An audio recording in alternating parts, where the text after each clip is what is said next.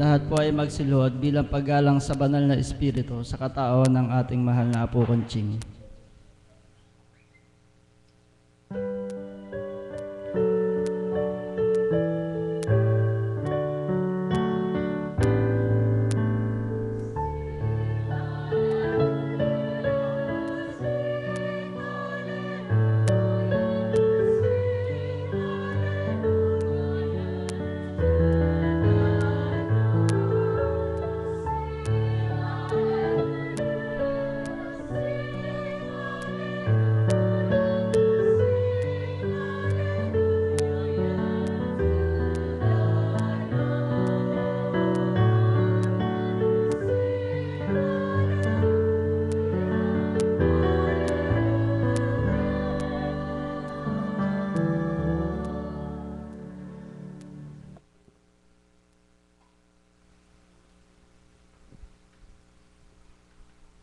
Sumainyo ang kapayapaan. Papuri at pasasalamat ay sa inyo, Panginoon. Kay buti ng Ama, kay dakila niya. Kapag kinalala mo siya, ituturo niya ang lahat ng pamamaraan niya. Tanggapin mo lamang siya, madarama mo kung paano magmahal siya. Suriin mo lamang kung ano at bakit nagkakaganyan ang buhay mo. Mapababatid niya kung anong dapat baguhin at gawin mo pa. Ang may pandinig ay nakarinig.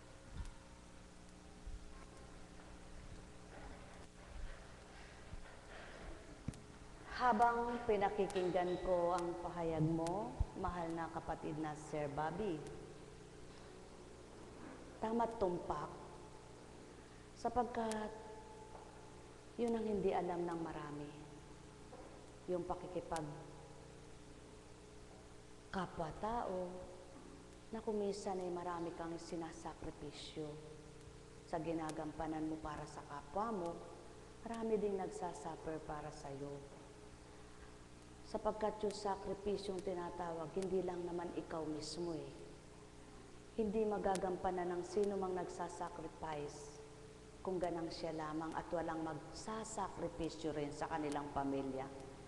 Tulad ni Mama Mary, hindi naman niya magagampanan ng buong-buong bilang tao ng Panginoong Hesukristo, nagkatawang tao, kung hindi naunawaan ng Panginoong, ng mahal na Birhen, ang gagampanan ng anak niya, di ba? Kaya sa madaling salita, kung lahat lang ng tao ay malawak ang pangunawa, wala namang magpapasakit sa bawat isa eh. Kanya-kanya lang. Kaya lamang sumusobra yung pagpapasakit ng iba dahil wala silang pangunawa. At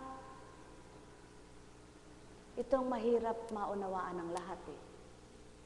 Halimbawa sa isang pamilya, hindi naman dapat magdusay asawa lang eh, na babae o kaya ay lalaki. Hindi naman dapat ang magdusa lang eh, ang ina't ama lang at ang anak ay magpasarap. O dili kaya hindi dapat ang magdusay, mga anak lang at ang magulang ay nagpapasarap. Dapat dahil isang pamilya kayo, tulungan damayan lahat. Ibagat gayon. Ngunit bakit nga ba nahihirapan ng iba? Sapagkat yung sa walang pangunawa, walang pagsuporta. Subalit kung gagawin lang lahat ng tao'y bukas ang diwa, malawak ang pangunawa, wala namang magpapakasakit na isa lang eh. At kapag lahat sila ay nagpapakasakit at nagtutulungan, wala nang mabibigatan isa man. At naway naunawaan ito ng lahat. Halimbawa sa komunidad, halimbawa sa eskwelahan, palagay natin sa eskwelahan, pag ang nagsasakripisyo yung principal lang, at yung mga teacher ay walang pakialam, mabibigatan ng principal.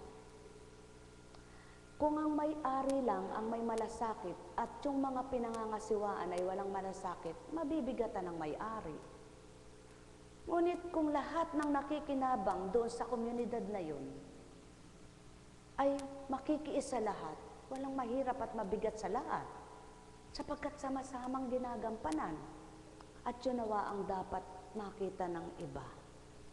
Marami ng problemang idinulog bilang Apo Kunching. Ang nakikita kong tunay na dapat maging solusyon. Halimbawa, dinudulog ng asawa ang kanyang asawa. Hindi naman yun malulutas hanggat hindi nakikiisa yung asawa. Panay sakripisyo ang mangyayari. Panay sakripisyo. Kaya kung sino yung nagsasakripisyo siyang nagdudusa. Ngunit kapag nakinig kapwa sila at sumunod kapwa sila, walang magdurusa. Tulad ng Panginoon, nang dahil hindi nakinig ang mga tao, hindi sumunod ang mga tao, isa siyang nagsakripisyo, walang ibang nagdusa, maliban siya. Ngunit hindi maaring ipantay sa tao ang Diyos.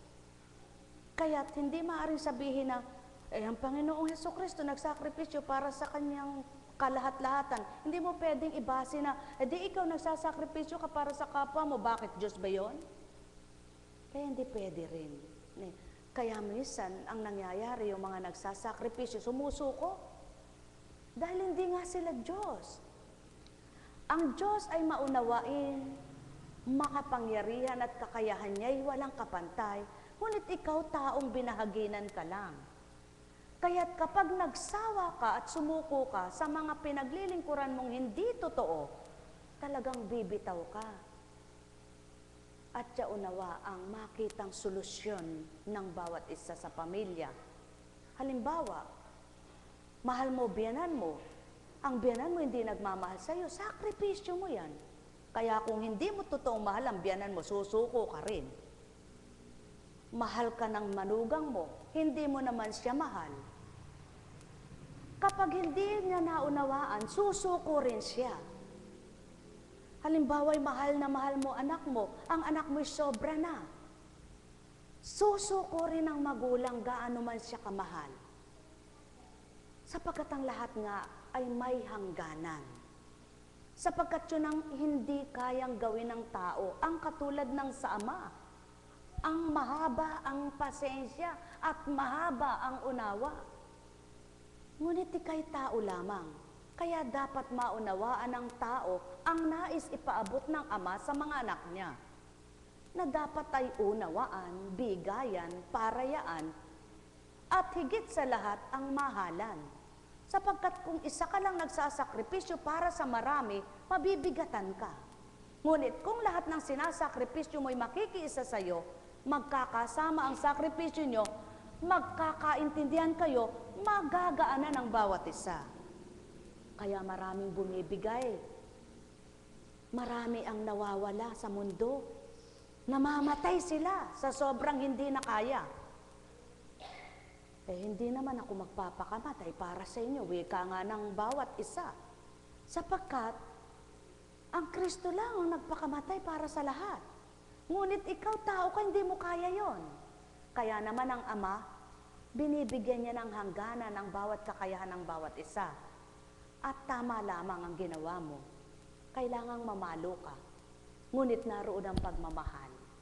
Sapagkat pag pinapalo mo yung anak mo, nasasaktan ka rin dahil mahal mo siya, di ba? Sapagkat hindi mo siya papaluin kung hindi siya nagkasala, nagkamali. Ngunit itong anak mong walang alam kung ba't mo ito ginagawa at palo ka lang ng palo, hindi mo pinapaunawa at di mo sinasabi, pinapaliwanag. Bakit mo siya pinapalo? Dapat may kalakip na paliwanag. Habang pinapalo mo siya, habang sinasaktan mo, na sinasaktan mo rin ang damdamin mo, dahil hindi mo gusto yung ginagawa mo sa kanya, at kaya mo lang ginagawa yun dahil gusto mo siyang maitama. Kaya ikaw rin ay mahihirapan. At pagkatapos mo sinaktan ng anak mong minamahal, masasaktan ka rin. Lumuluha kang hindi niya alam. Ngunit yung anak mong walang isip, na hindi ka naunawaan, tatakwil ka, magagalit siya sa'yo. Ngunit kung may isip siya, pinaliwanag ang kanyang isip ay nakaunawa, mararamdaman niya ang pagmamahal mo ay pagpalo pala ng pagtutuwid dahil gusto mo siyang maging ganap na maging mabuti. At nawa gayon. Katulad sa magkakaibigan. Kapag ang kaibigan mo ay walang isip na mahalin ka at unawain, Ikaw na nakakaunawa ang siyang patuloy na magpaparaya. Ngunit sino ka, hindi ka Diyos. Tao ka lang na may hangganan. Kaya't kapag dumatal yung hangganan, manlulumo ka na, manghihina ka na, iiwanan mo na yan, bibitawan mo na. Diyan mo kailangan ng Diyos. Ngayon mo kailangan ng Ama. Ganon dapat ang mangyari sa tao. Yaong kapag bibitaw ka na, yaong hindi mo na kaya, siya'y hanapin mo na at puspusin mo na ang pagtitiwala mo sa Kanya para na sa gayon siyang kawaksi mo, siyang karamay mo. Ngunit paano yung marami? Nakabibitaw sila, tumitiwalag sila, nawawala sila sa destinasyon ng mabuting pag-iisip dahil hindi nila kaya at di nila masumpungan ng Ama. Mga minamahal, wala namang mabibigatan ng lahat na tao kung kilala lahat ng tao ang Ama. Sapagkat lahat ng nakakakilala sa Kanya, may malasakit sa kapwa niya. Lahat ng may pagkilala sa Ama, tumanggap na totoo sa Ama, may pagmamahal sa kapwa niya. Lahat ng tumanggap at kumikilala sa Ama, may takot sa Ama na makasakit ng kapwa niya. Sa makatwid, kaya binubuhay ng Ama ang pagmamahal sa mga anak niya at para matakot sa Kanya at kilalanin siya'y Diyos ng katotohanan upang walang magpasakit kanino man bawat isa. Sapagkat kapag kamahal ng Ama ang mga minamahal niyang anak at minahal siya na tulad ng pagmamahal niya, sino pa ang kakalaban? Wala na. Kaya't wala na ring masasaktan isa man, sapagkat lahat ay may malasakit, may pagpapahalaga, may bigayan. At yaon ang kailangan. Kaya nga itinutuwid ang mali. Kaya nga tinutuwid ang baluktot. Tinatama ang mali. Nang sa gayon, kapag ito ang naganap sa tao, at natutong magnilay ang tao sa lahat ng nagaganap sa kanya at ginagawa niya, wala nang magpapakasamang tao. Kaya wala nang makasarili, ito ang nagpapahirap sa tao. Ang makasariling damdamin, ang makasariling layunin. Kapag wala ng taong makasariling damdamin at makasariling layunin, at ang masakit sa kanya'y alam niya nang wag niya nang gagawin at dito gagawin, wala nang masasaktan na sinuman.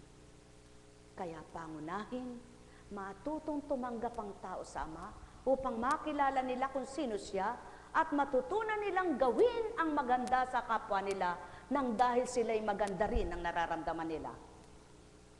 Ngunit may mga tao, gawin mo ng lahat ang mabuti para sa kanila. Minsan ka lamang magkamali sa palagay nila, na kaya mo lang ginawa yaon sapagkat labis na sila. Sila pang magagalit sa iyo at tatakwil sa iyo. Ngunit, kung mabuti ang ginawa ninyo, itakwil man kayo ng kapwa nyo, huwag kayong matakot mabahala sapagkat ang Ama ang inyong kasama. Gayon naman siya kung magmahal. Gayon naman siya kung kumalinga.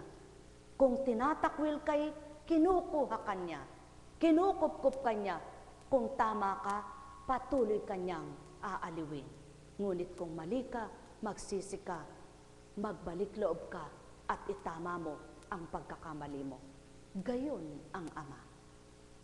Nawa, upang matapos ang kagulimahanan ng kaisipan ng tao, upang matapos ang kalituhan ng tao, huwag dalhin ang hindi kakayanin. Para lamang matuwa si Juan si Pedro, hindi mo na kaya, sisigihan mo pa. Magtapat ka kay Juan at kay Pedro. Sabihin mo, hindi ko na kaya, tulungan mo ako, damayan mo ako.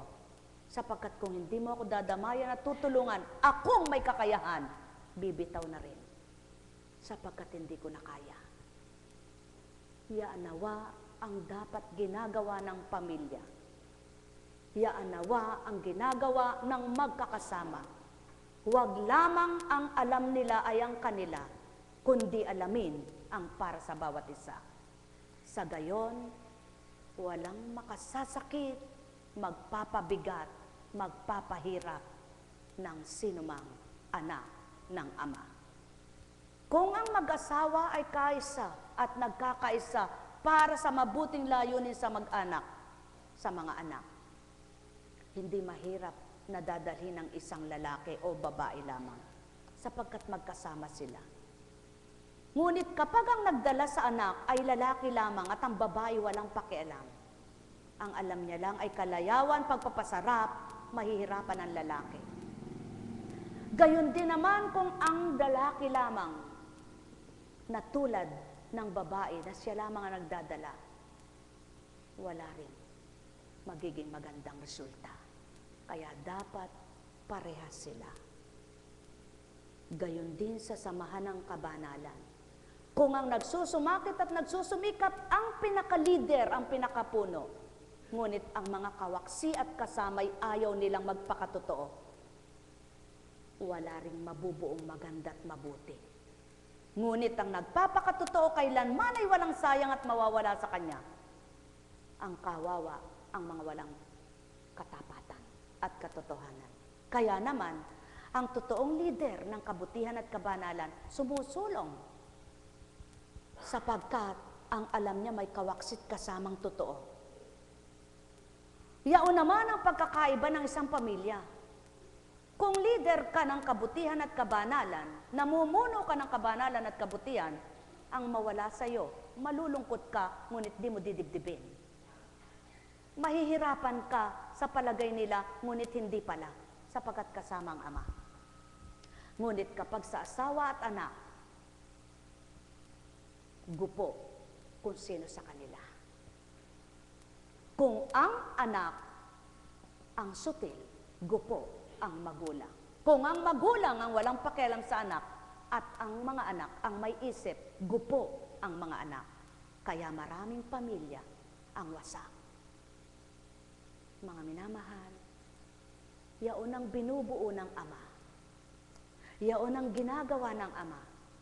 Ang mahinay palakasin, ang nadidimlan ay tanglawan, ang nagugulumihanan ay payapain, at ang nangihina, naduduwag, bigyan ng lakas at tapang, para nang sa gayon makalaban sa buhay. At yan nawa ang maganap sa iyong mahal na Teacher Sara. Hindi mo kayang mag-isa, kailangan damayan ka. At salamat sa iyo sa ginawa mo, binigyang pagkakataon. Sapagkat kung paano mo siya binigyan pagkakataon, bibigyan ka rin ng pagkakataon ng Ama. Ngunit ang sabi nga, at dapat ngang gawin, huwag nang ulitin. Magising na, matama na, kung ano ang pagkakahimbing at pagkakamali ay mawala. Upang sa gayon, ang lahat ay mabago at magsiyahan ang bawat isa sa inyo. Alalaong baga, hindi kayang isiwalat ng pagkatao. Kung bilang tao at pagkatao na nagaganap ang dapat maganap sa mundong ito, na nakikita at nasisilayan. Subalit, kung lahat lamang ng tao ay may pangunawang ganap at totoo, inuulit ko, walang magdurusa kahit isa. Kundi lahat ay magdadala, yamang may pangunawa ang bawat anak ng Ama. Ngunit sadyang ganyan ang buhay at ganyan ang ugali ng tao. Kaya salang-sala at sinasala, sapagkat hindi nga lahat ay matimyas na bunga. Kundi marami ang ipa, ang may pandinig ay nakarinig. Sapagkat may mga taong ang alam ay kapakanan lamang nila. Ngunit ang kapakanan ng kapwa ay wala silang pakialam. Ang may takot sa Ama, ang may katapatan sa Ama, at may pagmamahal sa Ama at nadama siya, patuloy na nakikiisa, patuloy na nagpaparaya, patuloy na nagbibigay, patuloy nagmamahal, patuloy na ginagawa ang tama. Subalit, gaano man kapuspos at katotoo ang nagpapakatotoong ito, kung lahat ng makakaharap niya at kausap ay di totoo, maging ang Ama, gagawin niyang pasukuin siya at patalikdan ang mga di totoong anak niya. Ganyan ang naganap sa panahon ng Kristo. Kaya naman sa sariling bayan, hindi nakagawa ng maraming himala. Ang may pandinig ay nakarinig. Sapagkat kung sino ang nananalig at nananampalatayang tapat, doon napapakita ng Ama ang kanyang hiwaga at himala. At kung sino ang tumatanggap, doon niya napapakita ang maliwanag niyang gawa. Sapagkat ang tao ay nasa dilim, kaya't kailangan niyang tanglawan. Ang may pandinig ay nakarinig. Mahal na mahal ko kayo. Tuwiran kong tinuturan. Mahal na mahal ko kayo. Kaya nga't ang wika, kung nadimlan man ang anak at sa patuloy na pagbabahagi ng liwanag ng magulang, nang dahil ang anak ay may pagmamahal, nakatatanggap yan ng liwanag. Subalit kapag ang pagmamahal ang wala, hindi ito mabubuhay kailanman ang liwanag na tinatanglaw. Kaya't pinakamahalaga, mabuhay ang pagmamahal upang madaling tumanggap sa mabuti pawang gawa sa lupa. Ang may pandinig ay nakarinig. Sumainyo ang kapayapaan. Pagharian kayo ng tuwiran. Malubos ang kagalakan. Sa tuwin ay tandaan. Walang banal, walang matwid. Subalit pinapaging dapat ng Ama ang mga nagkamali maitama at ang mga maging makasalanan na naging makasalanan ay pagsisihan, magbalik loob nang sa gayon mabago ang kaisipan. Mabago ang damdamin, mabago ang buhay. Sumainyong kapayapaan, pagharian kayo, mga minamahal. Nek karameneyahanang, nek karameneyahanang, nek karameneyahanang. O aking Ama at Ama nila, maliwanag ang pahayag mo. Kung matatanto lamang ng iyong mga anak ang tuwirang lasa ng mananamnam nilang sarap, kung paano ka magmahal na tunay na kay tamis, wala nang lalasap ng pait at asin ng buhay. Sapagkat yaon ang nais mo, ang makalaya ang bawat pagkakaalipin nila sa hindi tama't marapat upang matanggap nila yaong karapat dapat. Nek karameneyahanang, nek karameneyahanang, nek karameneyahanang. Buhay ba ang Ama? Tapat ba ang Ama? Kaya nga't maraming ginawa na totoong salita na nagaganap sa lupa mula sa kawikaan. Mas mabuti na ang mahirap na may takot sa Diyos kaysa mayamang panayang hirap ng loob. Pawang katotohanan. Aanihin mo nga yung yaman mo kung puro hirap ng loob ang nararamdaman mo at dinaranas mo. Mas mainam pa yung mahirap na nakakatawa, nakakatuwa sa iyong pagmasdan dahil maligaya sila. Sapagkat malinis ang puso nilang may takot sa Ama. May pagkilala sa Ama at pagtanggap. Kaya naman siya ang umaaliw sa kanila. Mas masarap ang isang plato ng gulay na inihaing may pag-ibig kaysa isang matabang baka na hinaing may galit. Pawang katotohanan.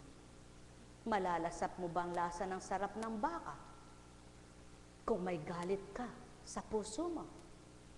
Mananamnam mo pa ang gulay na walang lasa, matabang siya. Masasabi mong matabang palang gulay na ito na nagdudulot naman ng sigla sa katawan mo kaysa bakang magbibigay pait ng buhay mo.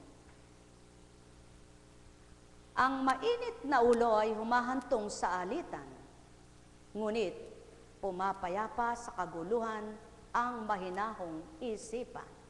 At yaon ay pawang katotohanan. Wala pang galit na tao na nakatama ng mabuting pag-iisip, na natama ang desisyon. Sapagkat habang galit at umaarangkada ang kanyang galit, ang iniisip niyang sinusunod. Ngunit subukan mong matimpiin at mahinahon, makapagdidesisyon ka ng tama sa buhay mo. Ang gahaman sa salapi ay nauuwi sa kaguluhan, ngunit ang tumatanggi sa suhol ay mabubuhay ng matagal at pawang katotohanan. Lahat na ito ay kalooban ng Amang gawin ng tao. Ngunit hindi magawa ng tao dahil nananaig ang pagkatao. Kaya naman, sa kabila ng nakamtan, wala pa rin kagalakan. Sandali lamang makatawa, isip ay lito na, sa bandang huli, hirap na. Tinitimbang ng matuwid kung ano ang sasabihin, ngunit di na iniisip ng masama ang kanyang sasalitain. Pawang katotohanan. Sapagkat ang masama ang isip, parang sasakyang umaaringkada sa tuwina. Ngunit ang taong mabuti ang pag-iisip, pinagninilayan mo ng bawat gagawin kung ito'y makakabuti o makasasama sa kanya at sa kanilang kapwa. Pinakikinggan ng Diyos ang daing ng matuwid, ngunit ang panawagan ng masama ay hindi dinirinig. Kaya't nais nyo bang marinig sa tuwina ng Ama ang inyong inaingat daing? Gawin yung matuwid na tupdin ang kanyang kalooban at sandali kayo'y pakikinggan. Ang marunong makinig sa paalala ay mayroong unawa at mabuting pasya.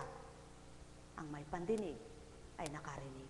Sumainyong kapayapaan, noon ngayon at kailanman amay manlilikha ng kabutihan, kaya't ang tumatalima sa kanyang kalooban, natatama, natutumpak ang buhay.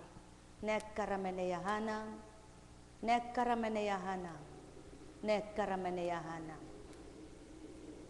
Gulok mang naturingan kung makapal pa ang talim niyan, hindi yan makatataga ng pagdakay na hiwa. Subalit patuloy mong ihasa, tatalim din ang mapurol niyang pantaga. Alalaong baga, walang taong mapurol ang isip kapag ang salita ng Ama ang sa tuwinang tinanggap. Sumainyong kapayapaan, pagharian kayong ganap. Nek karameneyahanang, nek karameneyahanang, nek karameneyahanang. Subalit pakatandaan ninyo, walang perfect na ginawa ang Ama. Kaya't ang nagpapakabuti, kung minsay nagpapakasakit para sa nais niyang magpakabuti. Subalit kung parehas na may pagkatakot ang pinabubutit nagpapakabuti, makakadaog pa rin sa bandang huli. Sumainyo ang kapayapaan. Mahal na mahal ko kayo. Tuwiran kong tinuturan, mahal na mahal ko kayo. Kaya naman marami ang nilalang, nakamta ng nasa sa sanlibutan, ngunit bandang huli, walang tinamasang kagalakan. Buhay ba ang Diyos? Tapat ba ang Diyos? Totoo ba ang Diyos? Kaya, sigaw nyo nga, buhay ang Diyos. Totoo ang Diyos. Tapat ang Diyos. Totoong totoo yan.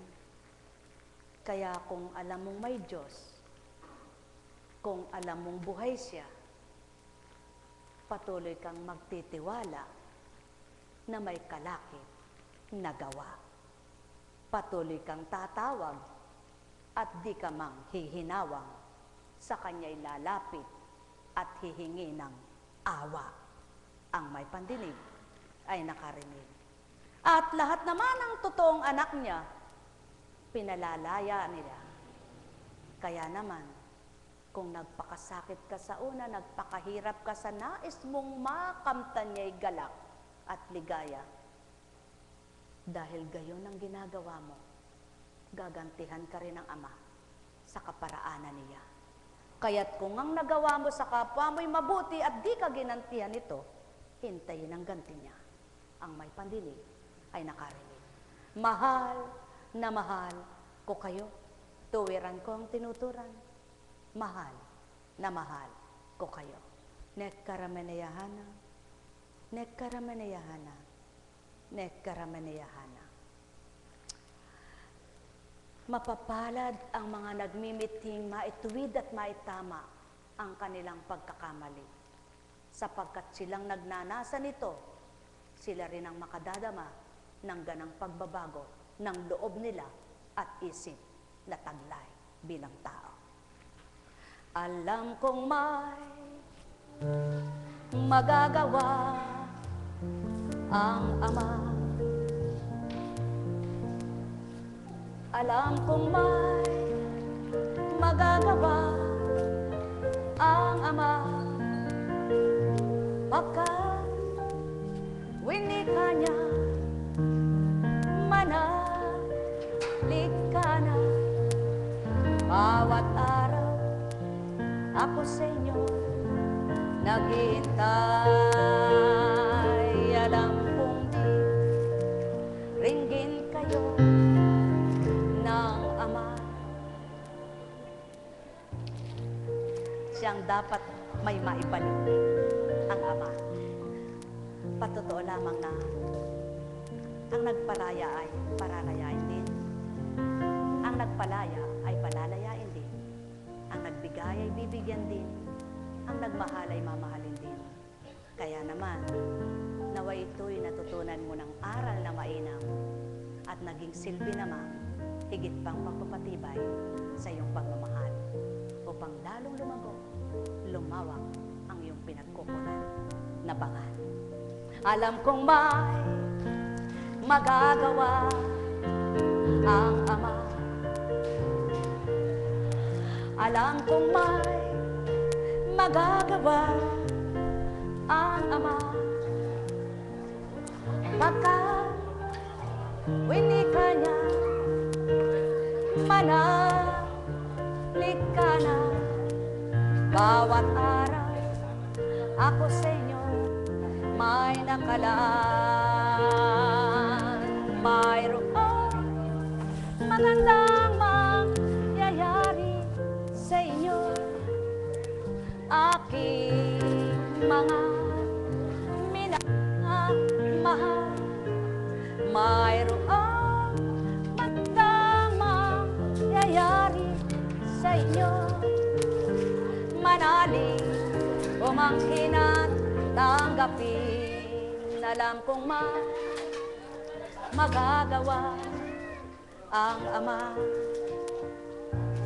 Alam kong magagawa ang Ama. Pagkat winika niya, manalig ka na. Bawat araw ako sa inyo may nakalaan. Mayroong magandang mangyayari sa inyo, aking mga minamahal. Mayroong magandang mangyayari sa inyo, manalig umangkin at tanggapin. At sa bawat kaganapan, pinakikita lamang ng Ama. Kapag may damdaming kang tumitibok na binuhay na may pagmamahal ng Ama, hindi ka ura-urada pagdaka makapang-uhusga ng kapwa mo at makapagpaparusa. Sapagkat mananaig yung takot mo sa Kanya at pananaigin mo naman siya dahil alam mo may magagawa siya sa iyo. At kaya itong nais ng Amang mabuhay sa bawat isa, upang kapag itong nabuhay sa bawat anak niya, wala nang magpaplano ng masama para sa kapwa niya at wala namang mapaparusahang mga anak siya. Kaya lahat ng anak niya gusto niyang magbagong buhay, magbalik loob at magsisi, nang sa gayon, malis siya sa kaparusahan. Ang may pandinig ay nakarinig. Kaya nga, sinong magsasabing ang tao hindi kaya magbago? Halika nga pa, tumayo ka nga pa, at ipabahagi kita ng isang halimbawa. Halika na.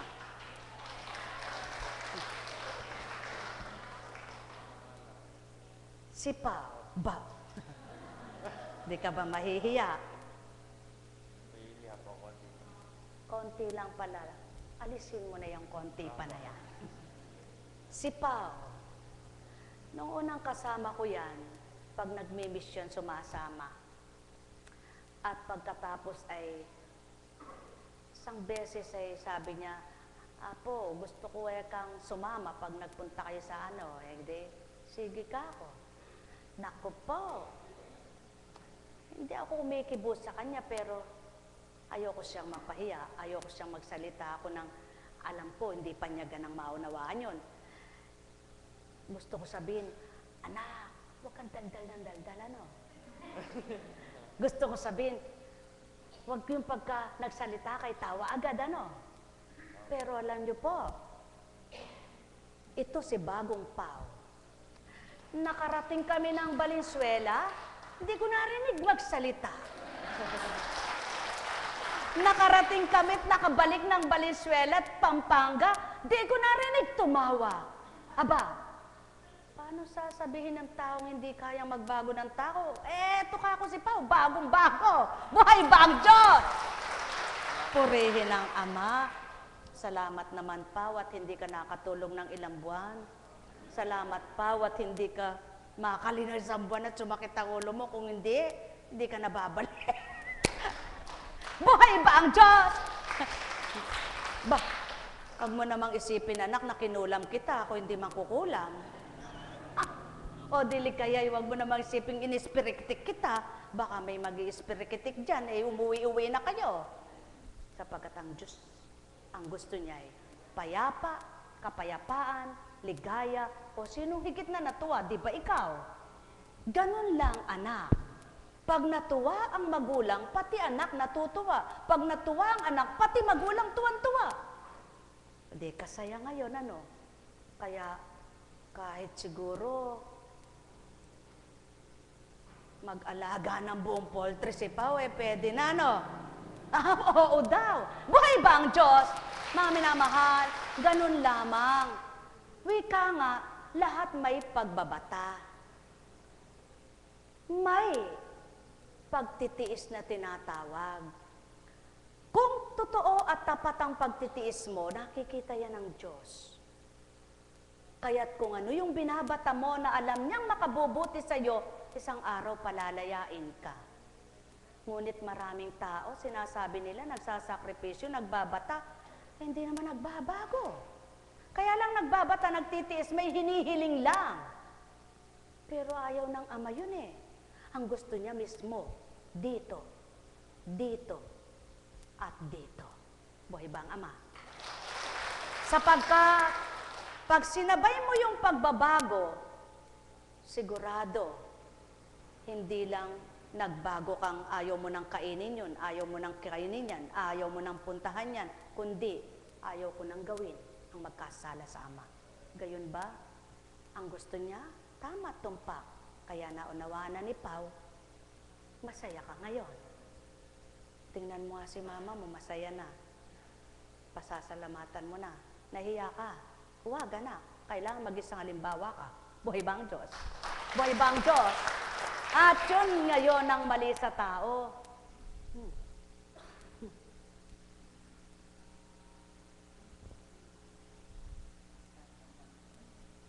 Matagal na yan.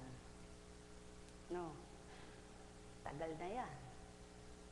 Kaya nga, walang matagal kapag ginusto ng Ama, sa isang iglap may magagawa siya.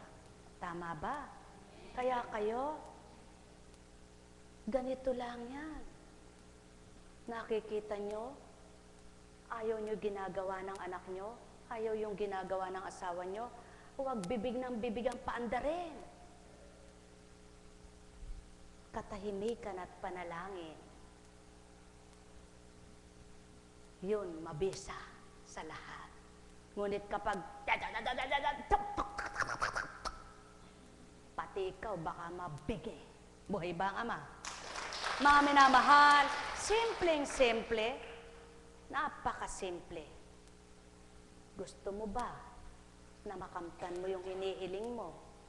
Bayaan mo yung sinasabi ng kapwa mo basta ikaw manahimik at magpakatotoo.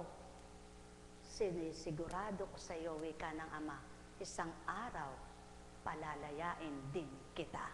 Buhay ba ang Diyos? Buhay ba ang Diyos? Buhay ba ang Diyos? At huwag niyong tasahan ang kapwa niyo. Huwag niyong sasabihin niyong, naku wala nang pagbabago yan. Bakit? Diyos ka ba? Ba't mo ginano ng kapwa mo? Paano kung ipahiya ka niya? Pusakal man itong mamamatay tao kapag gusto niyang magbago na pagbabago niya. Buhay ba ang Diyos? Bakit? Hindi bagat nakagitna ang Hesukristo sa dalawang pusakal. Ngunit yung isa, dahil gustong makarating sa kaharian, anong sinabi? Ang isa'y nangungutya, ang isa'y nagsisi. Anong sinagot? Ngayon din, ipagsasama kita sa aking kaharian. Yan ang pawang katotohanan. Oras na magbagong buhay ka, magbalik loob kasama. Ipagsasama kanya sa kanyang kabutihan, sa kadakilaan, at tatamasahin mo ang galak, ang luwalhati, at buhay na walang hanggan. Buhay ba ang Diyos? Buhay ba ang Diyos? Mga minamahal, kailangan lamang wag puro isip, isip, isip, hirap, hirap ng loob. Huwag, sapagkat walang magandang magaganap. Gawin ninyong tama at marapat ang pagtitiwala sa Ama. Lakipan nyo ng katapatan. Lakipan nyo ng pakikipagtotohanan. Lakipan nyo ng pag-asa, wag alinlangan. Lakipan nyo ng gawa, wag salita. Pagpalain kayo.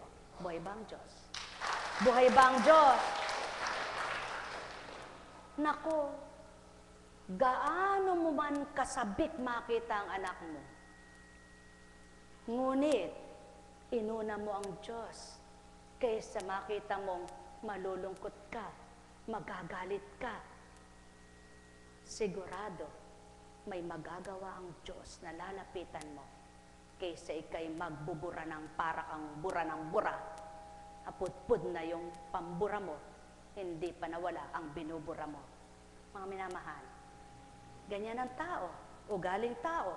Alisin nyo na ugaling tao, patayin nyo na ito. Buhayin nyo sa loob at kaloob-looban ninyo'y ang kalooban ng Ama, mawawala lahat ang sakit at kunot ng ulo nyo. Pagpalain kayo. Buhay ba ang Diyos? Buhay ba ang Diyos? Buhay ba ang Diyos? Sapagkat, hindi naman ngayon sinabi, mabuting ina yan, mabuting ama yun. Lahat ng mga anak mo yung makasusunod niya sa kabutihan mong dinadala. Kung ang Kristo mismo, binaba na ng totoong-totoo ang lahat ibinaba. Ang mga kasama hindi pa nakatupad at nakaganap. Ikaw pa kaya? Tao ka lang sa lupa. Subalit, lahat ng nagpapakatotoo at lahat ng tumanggap na pagbabago ng kanilang matibay na pagtanggap at pananalig sa Diyos Amang dakila. Buhay ba nga, Ama? Mga minamahal, sumainyong kapayapaan, pagharian, kayong ganap. Nekkarameneyahana, nekkarameneyahana, nekkarameneyahana. Buhay ba ang Diyos? Buhay ba ang Diyos? Salamat. Purihin ng Ama. Pao. Masaya ka ba, Pao? Salamat. Masaya si Pao.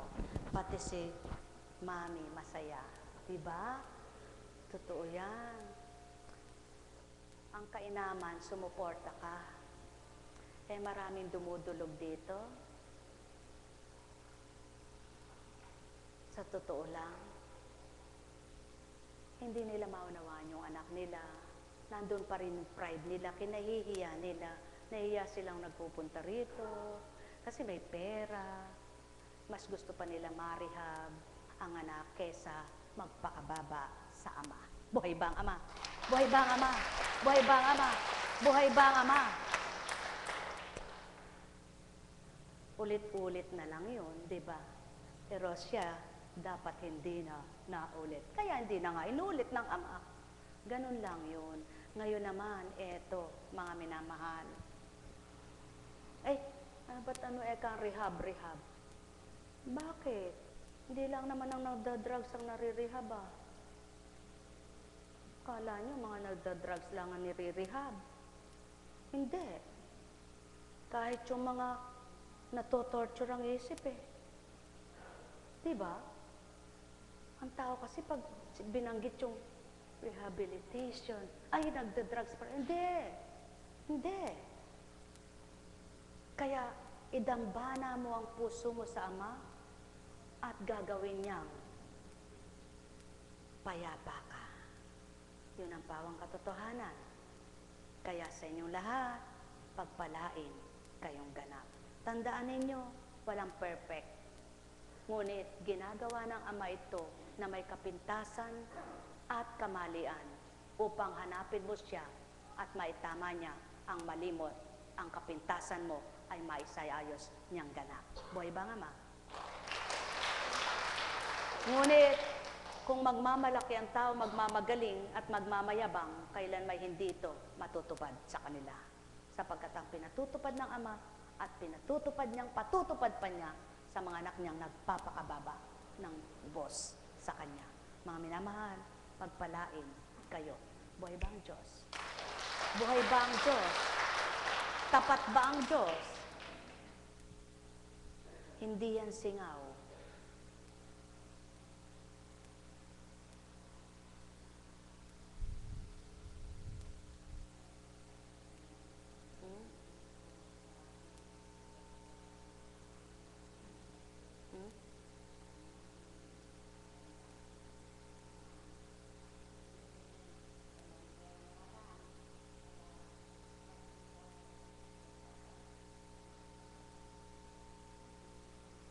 Lakasan mo loob mo.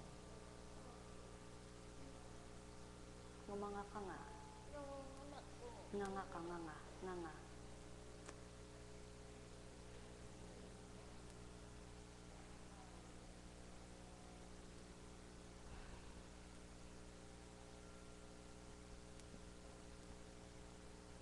Yun ang di alam ng tao. Inuhusgahan ka. Pinagtatawanan ka. Pero gaano kahirap at kalungkot kapag nakita mo ang kapwa mo na gusto mong gumaling, hindi siya pinagagaling. Bakit? Sapagkat tingin sa'yo ay tao lamang. Buhay ba nga, Ma? Buhay ba nga, Ma? Walang albularyo sa dakong ito at walang mangkepwang na tinatawag na tapal-tapal. Kaya, tanggapin niyong magpapahilom ng sugat, magpaparam ng sakit, magpapaalwan ng hirap, magbibigay ng liwanag. Sumayin niyo ang kapayapaan. Mahal na mahal ko kayo. Tuwiran kong tinuturan, mahal na mahal ko kayo. Nekkarameneyahanang, nekkarameneyahanang, nekkarameneyahanang. Halimbawa, gusto mong mag-abroad ang anak mo at di pinapalad na makakuha ng visa, makapasa sa mga pinag-a-applyan niya, huwag kang malukot. Sapagkat ang plano ng Ama di mo plano. Ngunit huwag kang tumugot na manalig at umasa. Sapagkat ang bawat isang anak ng Ama, may takda sila. At may nakalaan para sa bawat isa. Ngayon, yung hinahanap mo, hindi pa yaon ang pinakikita niya dahil hindi pa para sa'yo. Ngayon, kung matututo kang maghintay, makikita mo rin ang nakalaan para sa'yo. Buhay ba nga, Ma? Nang dahil hindi mo naman alam, hanap ka ng hanap. Ngunit sa paghahanap mo, lakipan mo ng pananalig at pagmamahal. Hindi galit, hindi takot, hindi kawalan ng pag-asa, kundi pananampalataya. Buhay ba nga, Ma? Sa gayon, isang araw hindi mo namamalayan kung kailan ayaw mo na. Dahil pinagkatiwala mo na sa Kanya, bahala ka na, Ama. Tumarating, hindi mo alam. Yan ang Ama. Ganyan kumilos siya. Manalig ka sa Kanya, may magagawa siya. Pagpalain kayo. Sa pangalan ng Diyos Ama, Diyos Anak, Diyos Espiritu Santo, magsihayo kayong may galak sa puso nyo. Matigib ng pananalig at pananampalatayang tapat kayo. Liwanag ay manahan sa inyo upang di sumibol ang dilim at ang pag-asa ay patuloy na sa inyo'y mabuhay sapagkat ang biyaya ng Amay laganap, siksik-liglig at umaapaw sa lupa. Humingi ka't kanyang pagbibigyan ng tapat sa kalooban mo at bukal na totoo ang pananalig mo. Sinisigurado niya, di ka mamamatay, makikita mo ang pagpapala mong hinahanap. Lamang, mitiin mong unahin, ikaw ay yumaman sa pananampalataya. Pagpalain kayo. Nekkarameneyahana, nekkarameneyahana, nekkarameneyahana. Buhay ba ang Diyos? Buhay ba ang Diyos? Nang dahil sa pagsunod, na ayaw masubukan, pagtalima, sulong dito, sulong doon. Salamat sa Ama. Isang araw ay pinalaya rin niya ako. Habang tinatamasa ko ang sakit ng aking paa na hindi ko maiunat, nangungusap ang Espiritu. Anak, salamat. Ayaw ko pong pagmalaki yon. Kaya't ako na lamang po kung anong sinabi ng Espiritu sa akin. At wala namang pagkabula yung sinabi kay Arlene na sa ikatlong araw kay makakalakad na ako. Wala pa pong ikatlo sapagkat dapat ay hapon pa, paggabi. Dahil ito'y naramdaman ko'y gabi ng Huwebes ng gabi. So dapat ikatlo, Sabado pa ng gabi. Sabado ng madaling araw, alas 3, naiunat ko na nailakad. Sa madaling salita, wala akong ginawa kundi manalig, umasa at magtiwala na siya'y may magagawa. Hindi naman ako pinabayaan ng Diyos na dakila. At yun na nga po, siyempre, kapag sobrang overpatig na po tayo, overpatig, siyempre kahit hindi ko po ginugugol ang isip ko, yung utak ko sa pag-review, pag-memorize, ginagamit po niya ito, di ba? Ito ang ginagamit niya.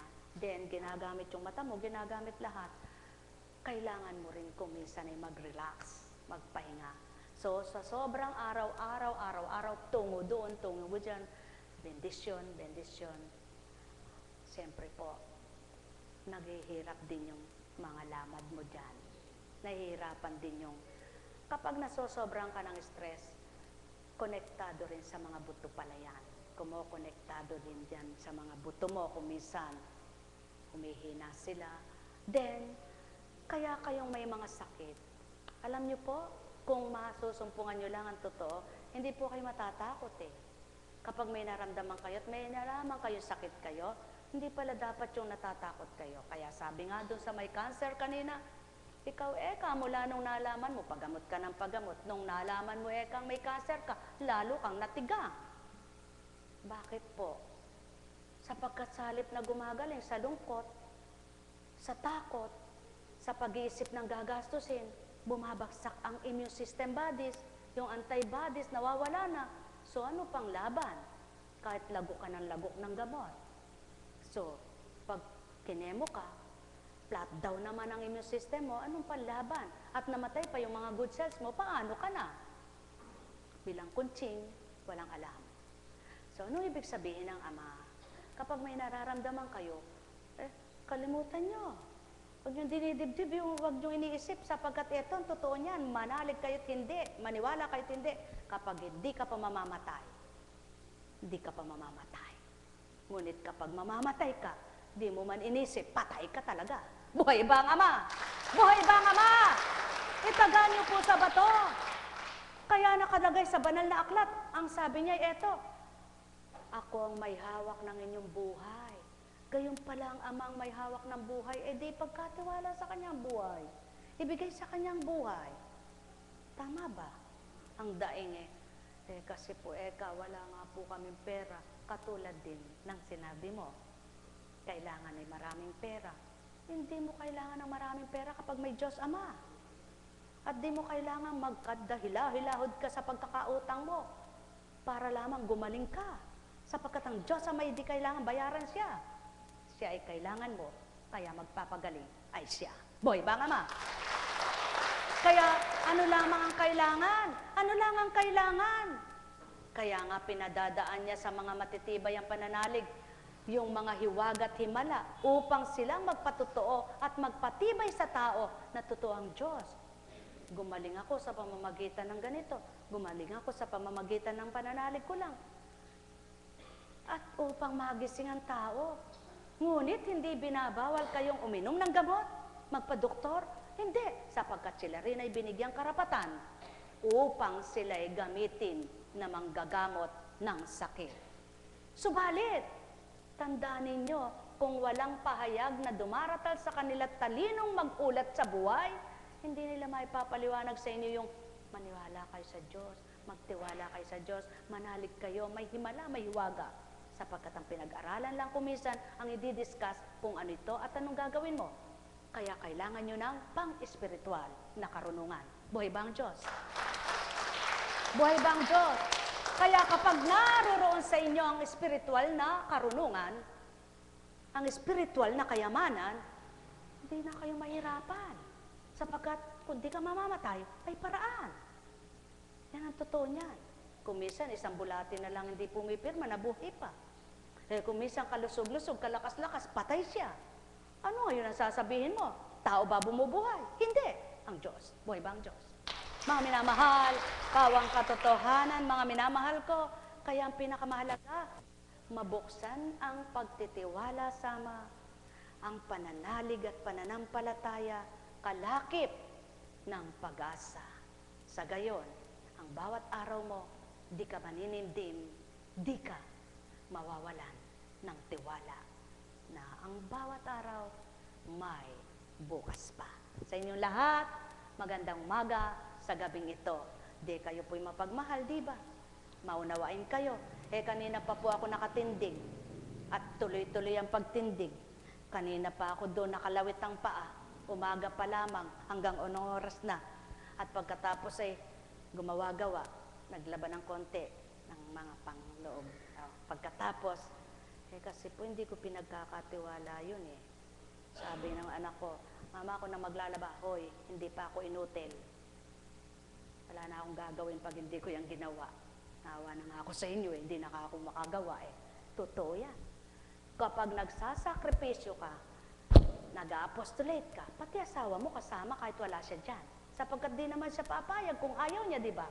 Ngunit dahil nagkakaintindihan kayo, sinasakripisyo niyang wala ka, binibigay mo para sa kanila, kasama mo na rin siya. Buhay ba ang Ama? At dapat alam yun ng tao. Bakit? Kumisan nagpapakasakit ka, pinipintasan pa yung pamilya mo. Bakit? Ang Diyos nakatungo at alam niyang lahat ang nangyayari. Dapat nga masabi nila, kawawa naman yung pamilya na yan, di na naasikaso dahil naglilingkod ang tao na ito. Ngunit hindi pinagtatawanan pa, hinahamak pa ng iba. Anong sinasabi nila? Ganito at ganyan pa. Mga minamahal, kaya kung magbibilang tao, wala nang maglilingkod. Ang haharapin na lamang, sariling pamilya. Buhay ba ang Ama? Buhay ba ang Ama? Buhay ba ang Ama? Lalo na, hindi ka naman namimili ng bote. Nung maglingkod ka sa Ama, hindi ka namumulot ng basura nang maglingkod ka sa Ama. Ngunit dahil sa Ama, ginawa mong lahat, magpakababa sa Kanya. Pagkatapos hahamak-hamakin ka, sino namang magtsatsaga niyan? Meron ba? Kaya magalak, magpuri ang pinagtibay ng Ama para sa Kanya at sa kapwa niya. Kaya mga mahal, pagharian kayong ganap. Nekkarameneyahanam, nekkarameneyahanam, nekkarameneyahanam. Congratulations sa mga lingkod ng Ama, mga kaps na patuloy nagbabata, nagsusumakit makatalima, makasunod sa Kanya. Congratulations, mga alagad, mga choir na tinatawag. At congratulations sa matibay na 2 na lang na ito na nakatindig at nakatindig pa rin dito. Mga ititim, pagpalain kayo. At Raquel na anak, nawa, maramdaman din nila ang pagpapakasakit at nais. At ito po papaliwanag ko sa inyo. Maaaring sabihin ninyo, bakit kaya yung anak ko hindi na naglilingkod dito? Sapagkat nag-usap kami. Hindi naman maaring di na siya magtrabaho o maghanap buhay, sapagkat hindi ko naman mapapakain ang mga apo ko. May takdang panahon para siya ay maglingkod pa rin. Subalit may pinag-usapan kami na hindi man siya naglilingkod dito, mayroon siyang, hindi ko na po pwedeng sabihin niya on. Sa takdang panahon, kung loloobin ng ama, na pagpalain siya, makapaglilingkod pa rin siya. Ngunit sa ngayon, kailangang harapin niya muna ang buhay niya, sapagkat wala namang buong pamilya ay naglilingkod. Tama na ako, sapat na ako, yun na. Kasama ko na sila.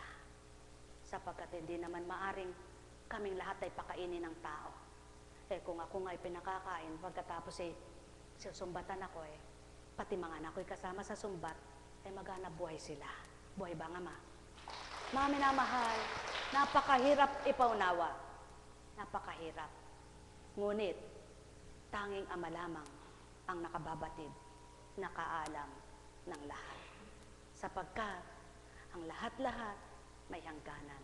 At salamat. Salamat sa kapatid na Per. Salamat kay Morris.